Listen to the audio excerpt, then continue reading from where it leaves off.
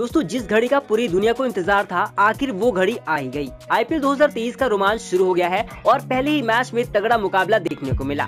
दोस्तों पहले मुकाबले में हार्दिक की गुजरात और धोनी की चेन्नई की टीम में आमने सामने थी। ऐसे में रोमांच तो होना ही था। दर्शकों से खचाखच भरे हुए मैदान में दोनों टीमें पहली जीत के लिए अपनी पूरी ताकत लगा दी। दोनों ही टीम पहला मुकाबला जीतने के लिए आज पूरे जोश के साथ मैदान पर खेलने उतरी थी। एक तरफ चतुर दिमाग महेंद्र सिंह धोनी की खतरनाक टीम चेन्नई सुपर किंग्स की टीम थी, तो दूसरी तरफ जोशीले हार्दिक पांड्या की टीम थी।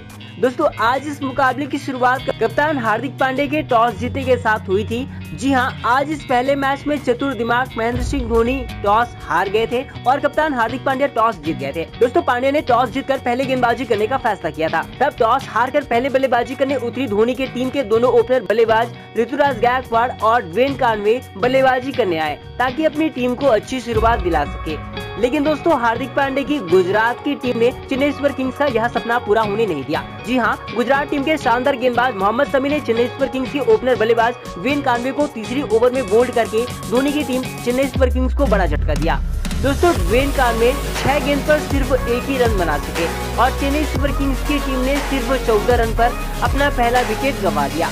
दोस्तों ड्वेन कॉनवे के आउट होने के बाद कप्तान धोनी ने तीसरे नंबर पर इंग्लैंड के विस्फोटक बल्लेबाज मोइन अली को बल्लेबाजी के लिए भेजा ताकि खराब शुरुआत को अच्छी शुरुआत में बदल सके।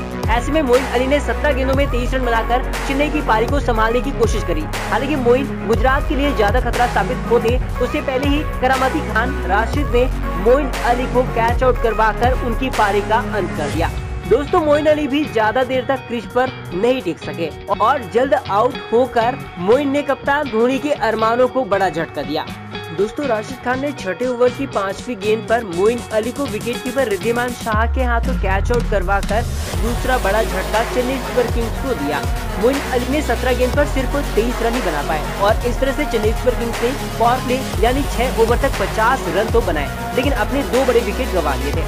दोस्तों मोइन अली के आउट होने के बाद कप्तान धोनी ने इंग्लैंड के बेन स्टोक्स को बल्लेबाजी के लिए भेजा था। बेन स्टोक्स भी लंबे लंबे छक्के मारने के लिए जाने जाते हैं, लेकिन अफसोस जिस खिलाड़ी को चेन्नई सुपर किंग्स ने सबसे ज्यादा 16 करोड़ रुपए में खरीदा था वो भी टीम को निराश किया। जहाँ दोस्तों करामती खान राशिद खान ने चेन्नई सुपर किंग्स को तीसरा झटका बेन स्टोक्स के रूप में दिया।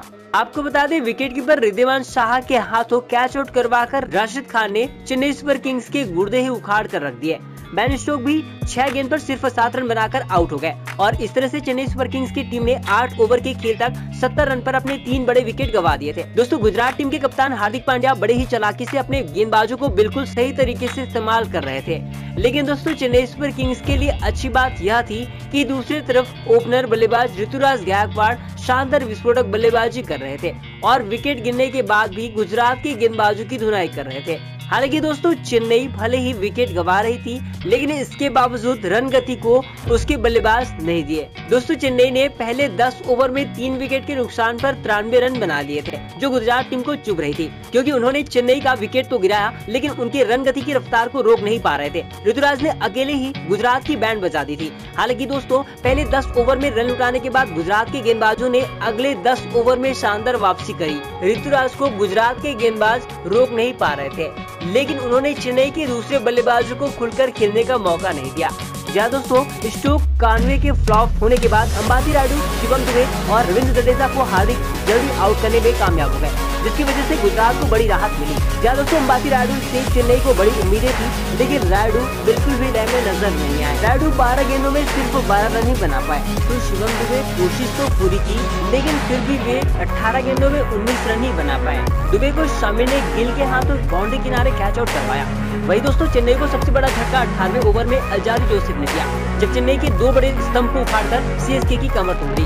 पहले सेट बल्लेबाज ऋतुराज गायकवाड़ जो 92 रन बनाकर खेल रहे थे, उन्हें गिल के हाथों कैच आउट करवाया। फिर बल्लेबाजी करने आए रविंद्र जडेजा अपनी तलवार चला पाते कि चौथी गेंद पर जडेजा को भी कैच आउट करवाकर चेन्नई की बड़े स्कोर की उम्मीदों को खत्म कर दिया।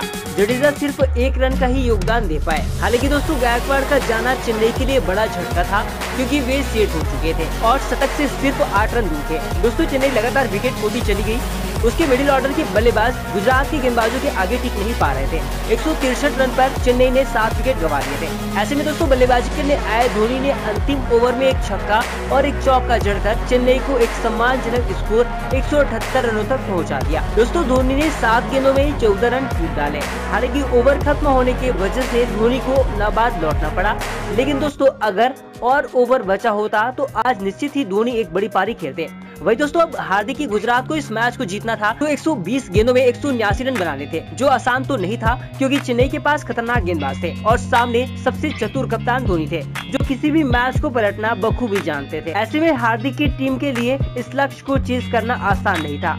वही दोस्तों गुजरात ने शुभमन गिल और रिद्धिमान शाह को पारी की शुरुआत करने के लिए भेजा। इन दोनों बल्लेबाजों पर हार्दिक ने टीम को अच्छी शुरुआत दिलाने की जिम्मेदारी दी। ऐसे में दोस्तों शाह और गिल ने अपने कप्तान के भरोसे को सही साबित करते हुए अपनी टीम गुजरात को शानदार शुरुआत दिलाने में कामयाब रहे। दोस्तों दोनों बल्लेबाजों ने पहले विकेट के लिए 4 ओवर में ही 37 रन जोड़े। इस साझेदारी में शाह का बल्ला जमकर गरजा। शाह ने सिर्फ 16 गेंदों में ही 25 रन कूदकर धोनी को अपनी प्लान बदलने के लिए मजबूर कर दिया। दोस्तों दीपक चहर और तुषार देशपांडे ने जमकर रन उठाए। ऐसे में धोनी ने नए गेंदबाज राजवर्धन को चौथे ओवर में गेंद थमाई। हालांकि राजवर्धन को भी जमकर पिटाई पड़ी। उन्होंने अपने इस ओवर में 12 रन लुटाए, लेकिन दोस्तों चेन्नई और धोनी को चाहिए था वो काम उन्होंने कर दिया। चौथी ओवर की 5वीं गेंद पर शाह को शिवम दुबे के हाथों कैच आउट करवाकर चेन्नई को बड़ी सफलता दिलाई। दोस्तों शाह के रूप में गुजरात ने 37 रन पर पहला विकेट गंवा दिया। हालांकि शाह के जाने से गुजरात को कोई खास फर्क नहीं पड़ा, क्योंकि उनके बाद बल्लेबाजी करने आए साई सुदर्शन ने शानदार बल्लेबाजी की और गिल के साथ गुजरात की पारी को संभाला। दोस्तों साई सुदर्शन तो अच्छी बल्लेबाजी कर ही रहे थे, लेकिन चेन्नई को परेशान किया शुभमन गिल ने। जहाँ दोस्तों भारतीय टीम की जर्सी में शानदार प्रदर्शन करने वाले गिल गुजरात टाइटंस की जर्सी में भी धमाकेदार बल्लेबाजी किया। दोस्तों गिल और सुदर्शन की धमाकेदार बल्लेबाजी की वजह से गुजरात ने पावर प्ले में ही 1 विकेट के नुकसान पर 65 रन कूद डाले। हालांकि पावर प्ले के बाद चेन्नई ने वापसी करते हुए सुदर्शन के रूप में गुजरात को 90 रनों पर दूसरा झटका दिया। सुदर्शन को धोनी ने विकेट के पीछे कैच पकड़कर पवेलियन भेज दिया। दोस्तों सुदर्शन ने सिर्फ 22 रन बनाए, लेकिन दूसरे विकेट के लिए गिल के साथ 53 रनों की महत्वपूर्ण साझेदारी करी, जो गुजरात के लिए फायदेमंद साबित हुआ। हालांकि गुजरात इस झटके से उबर पाती कि रविंद्र जडेजा ने चौथे नंबर पर बल्लेबाजी करने आए कप्तान हार्दिक पांड्या को 12वें ओवर की पहली ही गेंद पर बोल्ड करके गुजरात को बड़ा झटका दिया। पांड्या सिर्फ 8 रन ही बना पाए। दोस्तों लगातार 2 विकेट लेकर चेन्नई भी इस मैच में वापसी करने की कोशिश करी। हालांकि चेन्नई के लिए मुसीबत और गुजरात के लिए दीवार बनकर खड़े रहे गिल एक छोर से विस्फोटक बल्लेबाजी कर रहे थे। दोस्तों गिल 36 गेंदों में ही 63 रन बनाकर चेन्नई के लिए बड़ी मुसीबत बन चुके थे।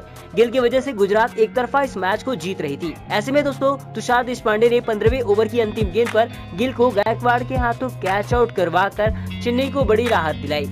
गिल के साथ ही गुजरात ने 138 रनों पर अपना चौथा विकेट गंवा दिया। हालांकि गुजरात अभी भी जीत के बेहद करीब थी, क्योंकि उन्हें 24 गेंदों में 34 रन बनाने थे, जबकि क्रीज पर राहुल तेवतिया और विजय शंकर बल्लेबाजी कर रहे थे।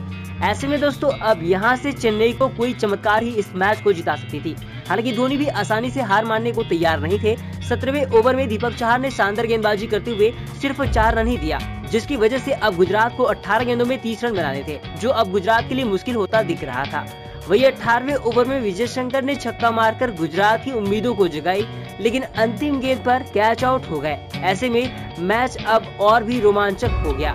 चेन्नई ने शानदार वापसी करते हुए इस मैच में भारी पड़ती दिख रही थी। गुजरात को अब 9 गेंदों में 18 रनों की जरूरत थी, लेकिन दोस्तों 19वें ओवर में राशिद खान ने दीपक चहर के लिए चमत्कार कर दिया, जब दीपक चहर की लगातार एक छक्का और एक चौका जड़कर 10 रन बटोर लिए और यहीं से मैच गुजरात के पाले में चला गया। गुजरात को अंतिम ओवर में 8 रन बनाने थे, जो राहुल तेवतिया ने छक्का मारकर 4 गेंद पहले ही 5 विकेट से गुजरात को एक बड़ी जीत दिला दी।